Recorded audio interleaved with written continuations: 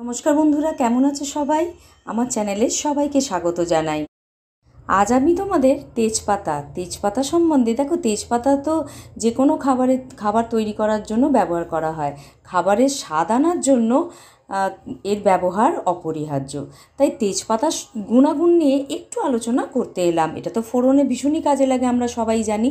তো এতে আছে, তেজপাতা আছে ভিটামিন এ, ভিটামিন বি12, ভিটামিন সি।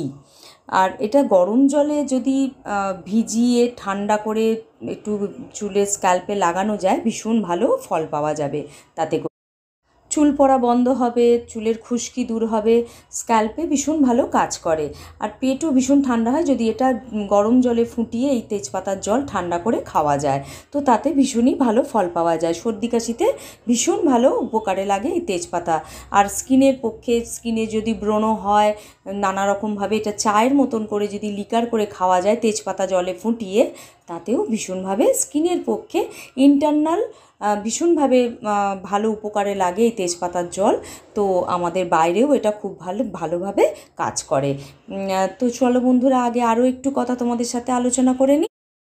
আর যাদের ডায়াবেটিস আছে তারা এই তেজপাতা রান্নায় ফোড়ন হিসেবে তো অবশ্যই দেবে, এবং বাড়িতেও এটা মানে যেভাবে হোক, এটা জলটা যদি ভিজিয়ে সারা রাত ভিজিয়ে রাখলে পরের দিন একটু ফুটিয়ে একটু খেলে তাতে ভীষণভাবে নিয়ন্ত্রণে আসবে ডায়াবেটিস যাদের রয়েছে। আর তাছাড়া এটা স্কিনের পক্ষে তো বলেইছি ভীষণ ভালো উপকারে আসে।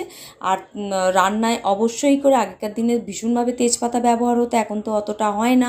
আর একটা প্যাকের কথা বলি, তেজপাতা তোমরা জলে ভিজিয়ে রাখবো, ওই জলটা ফুটিয়ে 1 কাপ জলকে হাফ করবে, তার মধ্যে একটু আটা, একটুখানি গুঁড়ো হলুদ দিয়ে ভালো করে ওটা একটা পেস্ট তৈরি করে মুখে 15 মিনিট রেখে ধুয়ে ফেলবে। ভীষণ স্কিনের পক্ষে ভালো। আর বন্ধুরা, তোমাদের কেমন লাগলো আমাকে কমেন্টের মাধ্যমে জানিও। আমি আরও আসবো এরকম ছোট ছোট ফোড়ন নিয়ে তোমাদের সাথে গল্প করতে। তো আজকের মতন এইটুকু। Thank you friend.